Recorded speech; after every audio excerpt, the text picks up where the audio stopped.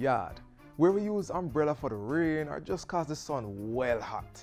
Sunshades are always cool, the beach and ice cream is all year round, and we have the coolest jams from way back then till now.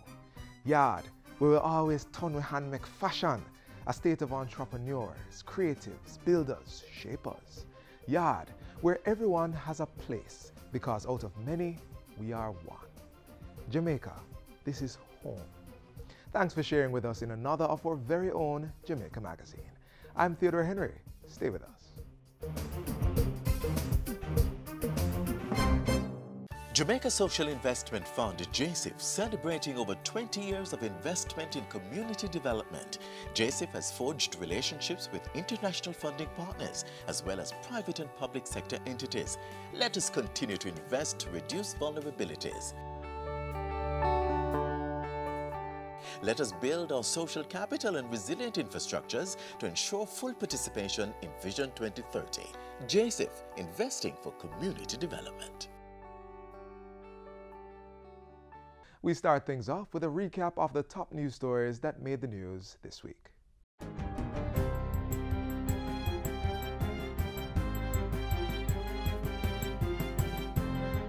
Hi there, I'm Simone Wolf with your JIS News of the Week. Government is moving ahead with the planned upgrade of the state-owned oil refinery Petrojam.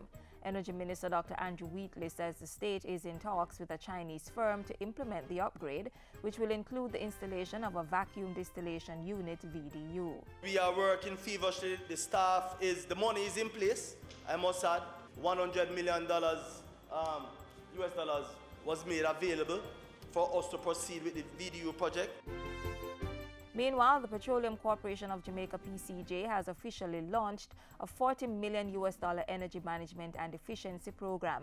It's aimed at reducing government's energy spend, targeting 80 state-owned facilities across the island. It is anticipated that this program should see us saving some US $4 million per year. The Transport Authority will be developing a free taxi locator and safety application for smartphones and requiring all taxis to be fitted with a stipulated vehicle locator. These are among several major proposals to transform the public transportation sector announced by the Portfolio Minister this week. We intend to lay out a program and after a 6-month period of consultation and fine-tuning, then move quickly to implementing.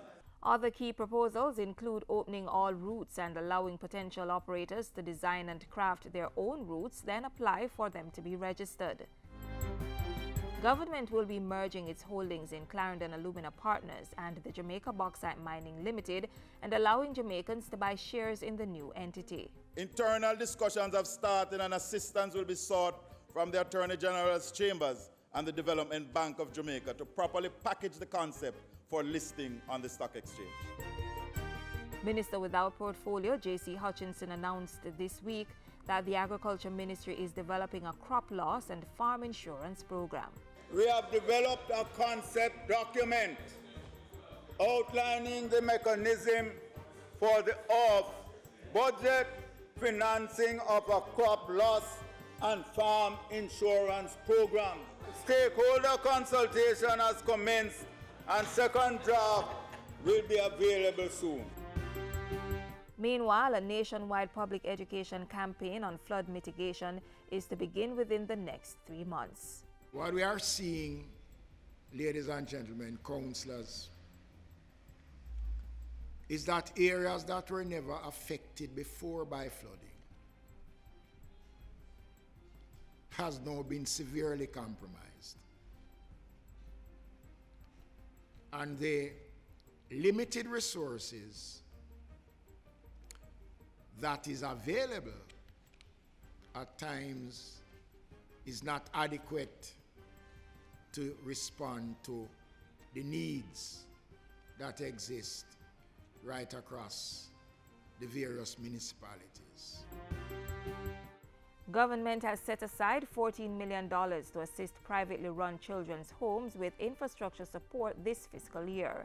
State Minister Floyd Green says steps are also being taken to strengthen the monitoring framework for children's homes. I have had discussions with the Minister of Justice, and it has been agreed and incorporated in our new Justices of the Peace Act, Mr. Speaker, that as a part of their remit, Justices of this Peace will now visit and report on children homes right across the length and breadth of Jamaica.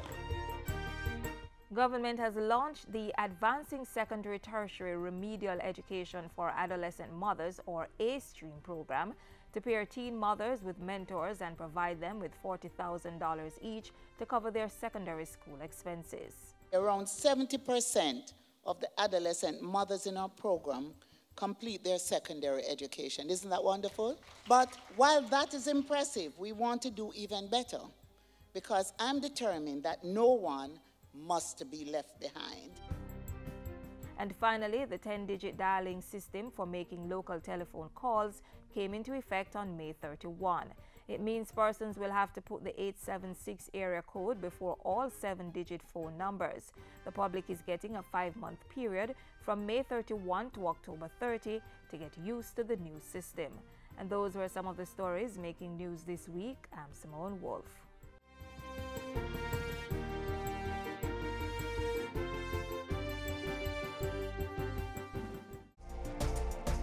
Cancer, stress, high blood pressure. Guard yourself against these potentially deadly conditions by eating healthy.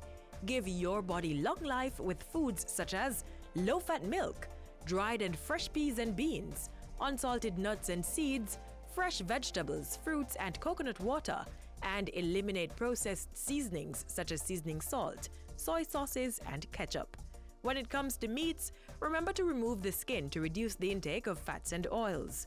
Meats should also be baked, steamed, grilled or roasted. Fish is also a preferred protein option. To eat healthy, fill your body with a variety of foods from all the food groups. And remember, eat at a slow pace and in small bites to help aid digestion. This helps to maintain a healthy, balanced and nutritious diet, strengthening your body to ward off illness and prolong life.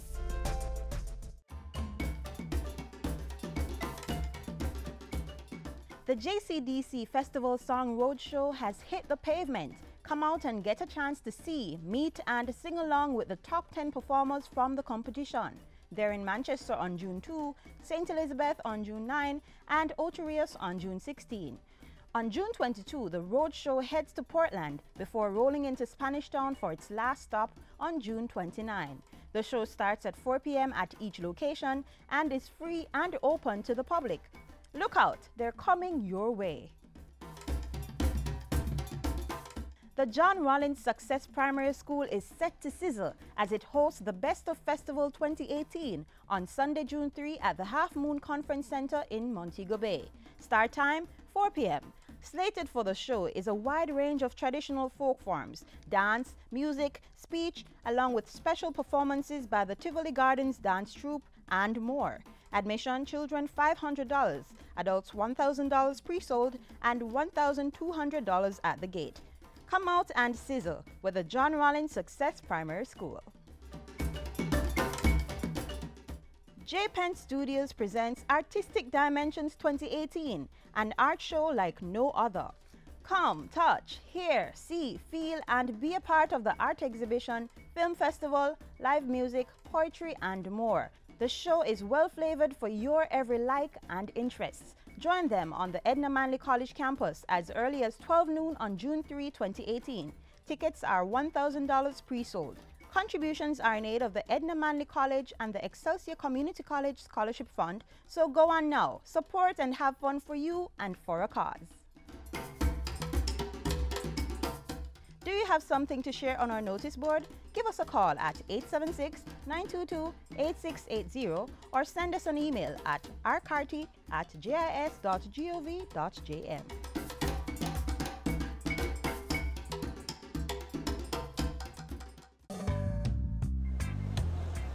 I love waking up every day in this country.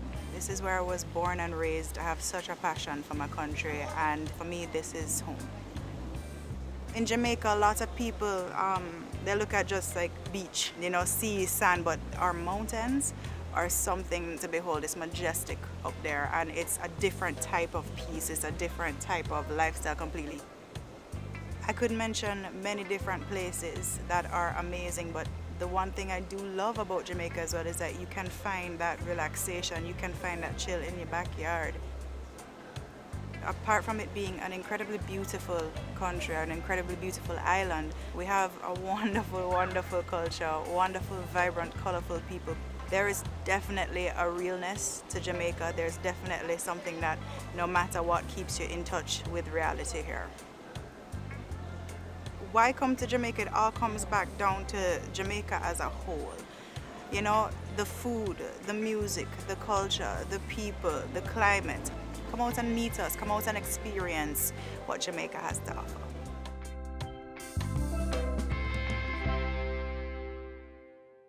It's almost as though Jamaica doesn't have a low tourist season, because our ports are always welcoming visitors.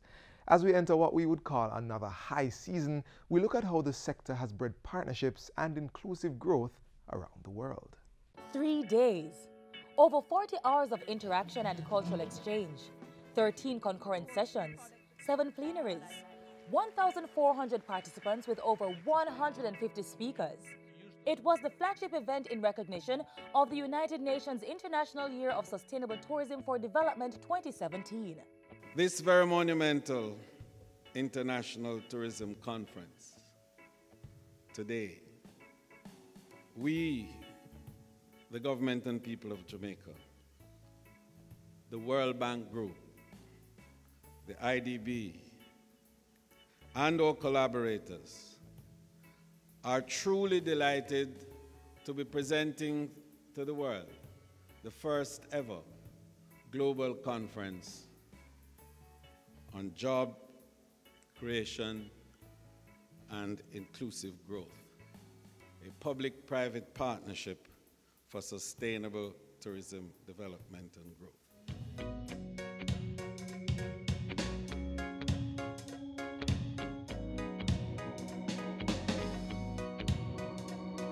This is already beginning to look like another General Assembly.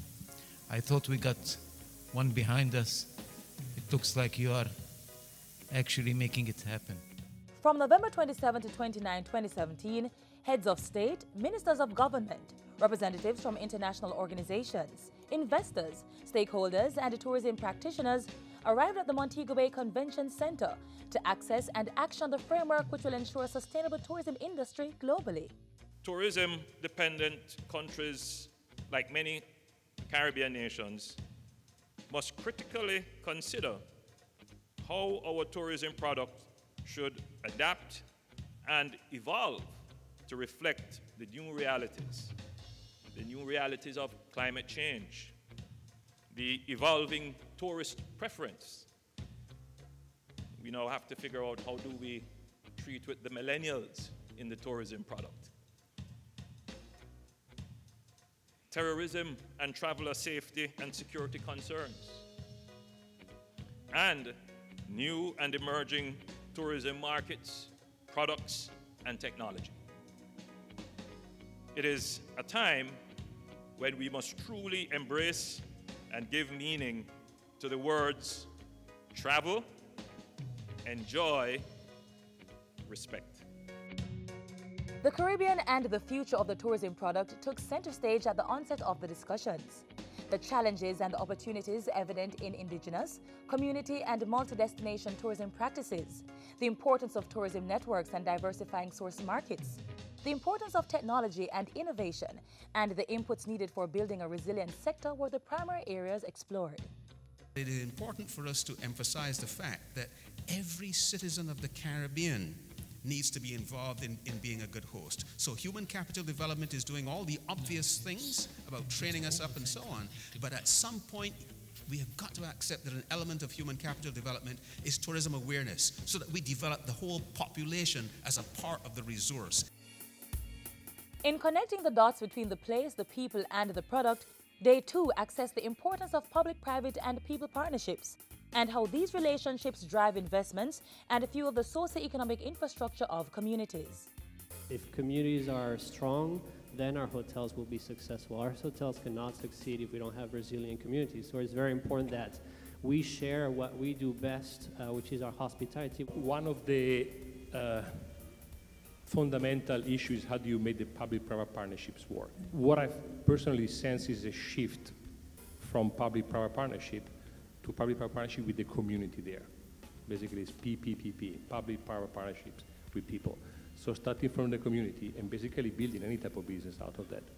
That's the first point. The use of data analytics has become critical to destination management in writing the narrative for the creation of an integrated sustainable tourism product. Using big data and artificial intelligence to combat fraud and corruption is critical. Using big data to prevent nefarious activities at your properties and your institutions. So preventing prostitution, preventing money laundering and other types of illicit behaviors. Protecting the supply chain. There's a lot of non-typical uses. The other one that I'd want to point out and that you should be thinking about is how to prevent, and using big data to prevent, the theft of loyalty points, which, as the dark web shows us, is not a victimless crime. But it can be as easy as a cognitive toy.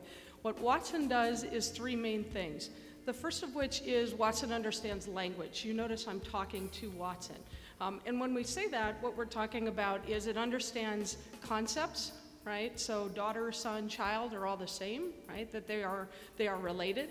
And then in addition to that, sentiment, so positive, negative sentiment. That's the first thing. The second thing Watson brings to the table is you don't code Watson, you actually have a dialogue with it. And that leads me to the third point, which is that Watson actually learns. And that's critical.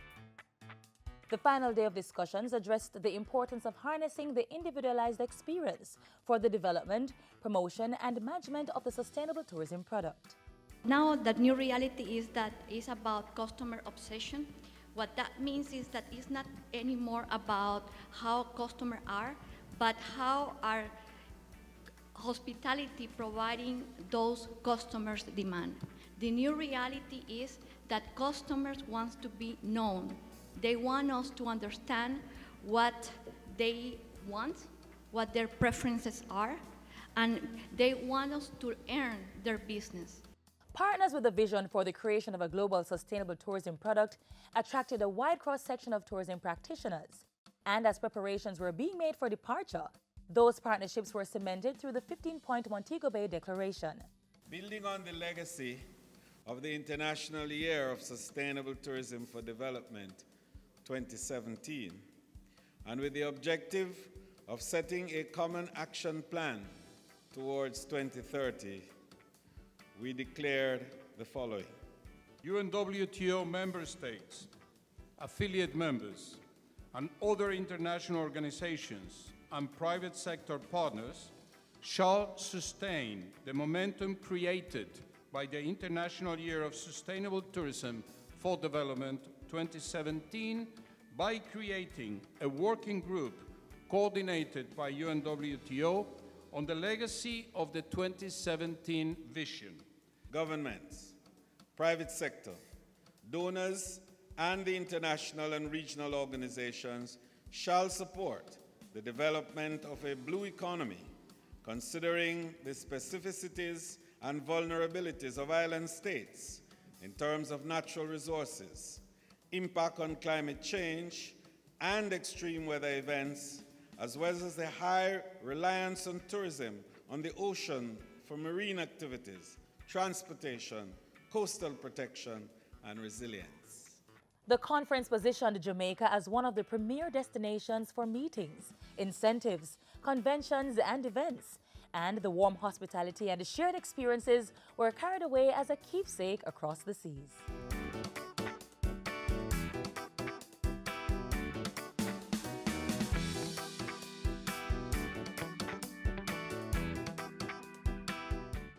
Keep we island clean, so clean. From the peaks to the beach, so clean.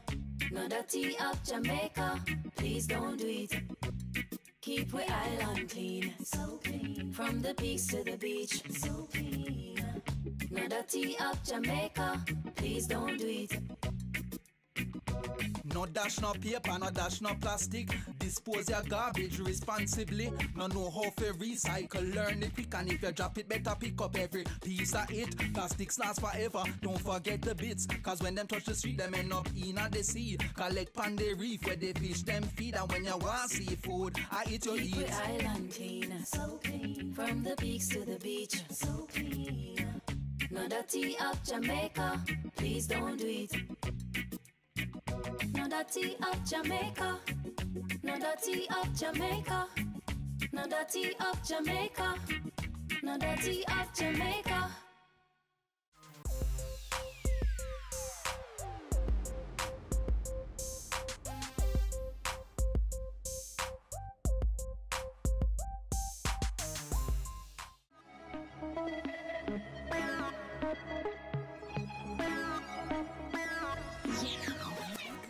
So, you're on your way home after a long Saturday, which is usually your resting day, but this week was different. You're pretty beat, legs almost too heavy to lift, but the pea soup waiting on the stove, it don't reach your belly yet, and it'll give you the energy to push forward. With that said, why take the long route home when you can walk the desired path? Don't get confused, it's basically the same as a shortcut, just more formal. A desire path is a trail created by natural means, simply because it is the shortest or most easily navigated way. Them say shortcut draw blood and long road draw sweat, but today, this desire path a draw me closer to the pot of soup.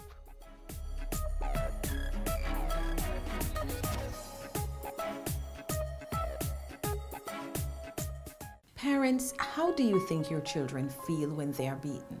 I feel so sad when my mother beats me. It makes me feel so angry. I feel embarrassed, and I feel like you just don't care.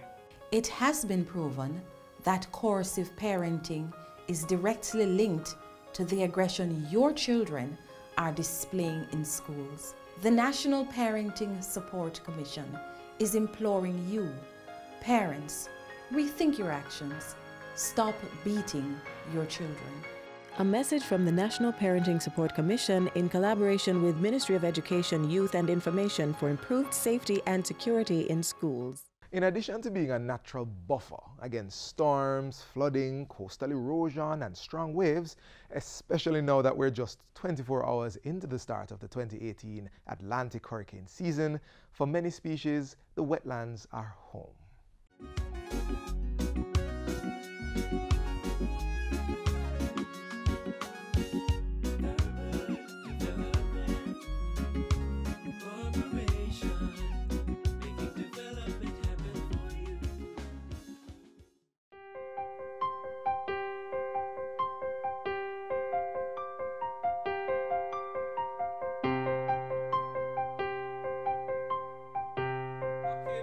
What animals usually live in the wetland?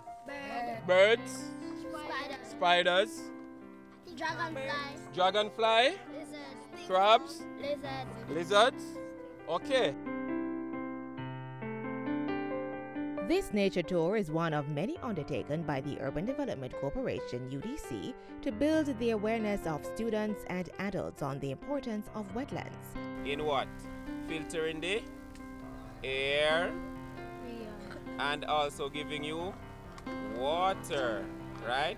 So those are two important things that you have to remember and why you need to keep the wetlands clean. This coincides with the corporation's celebration of 50 years of making development happen in Jamaica since 1968. On February 2, the UDC spearheaded activities in Helsher St. Catherine to mark World Wetlands Day. The theme was Wetlands for a Sustainable Urban Future. The mandate of the UDC is to ensure that we make development happen. And as part of that, we recognize our responsibility for ecological development. Jamaica, through the Ramsar Convention, has 37,000 hectares of wetlands that are under conservation. Of that number, the UDC has responsibility for just over 12,000 hectares. We play a big role in ensuring that there's conservation and that there's structured development of these areas. And so playing our part in Wetlands Awareness Day is a big part of ensuring that we keep sustainability for the future. Over 200 students from primary and secondary schools visited the UDC Helsha office in Johnson Hill. Environmental officers engaged them in interactive sessions on the value of wetlands and the environment and efforts being undertaken to protect them. They allow land to gather, they filter water, they help to filter air, they provide services for us. You have fishermen, they use wetlands, that's where we get it from. They replenish groundwater aquifers, this is where we get our drinking water from. But we don't put these things together. The message to protect the wetlands was made clearer during the bird migration exercise. Trees in the forest, the animals wouldn't have nowhere to live. Excellent. So if you cut down the trees and deforest, then the animals won't have a habitat.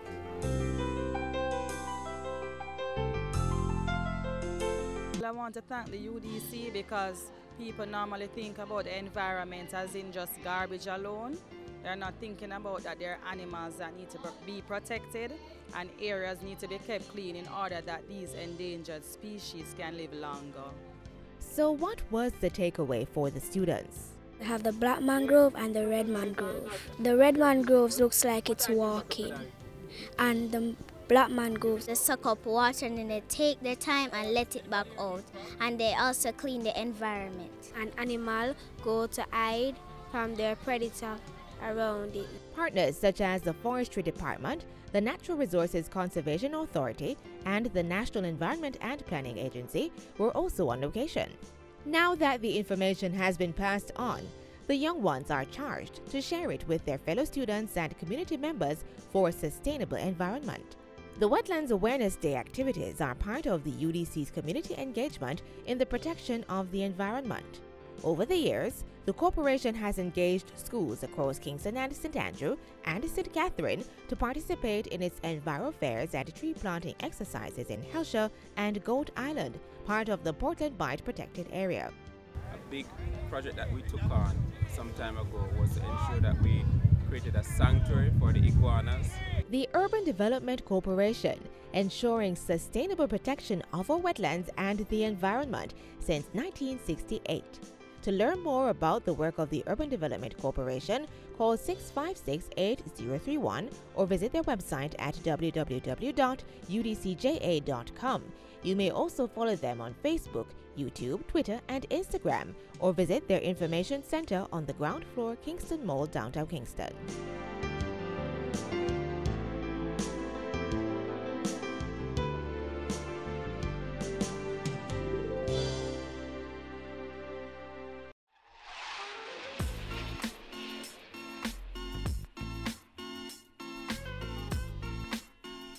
Stay tuned with the happenings of your nation so you can share, so you can grow and make a difference in your country.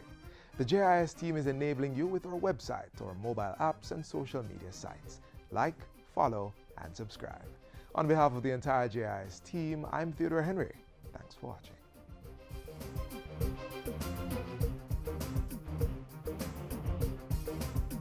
This has been a production of the Jamaica Information Service, the voice of Jamaica.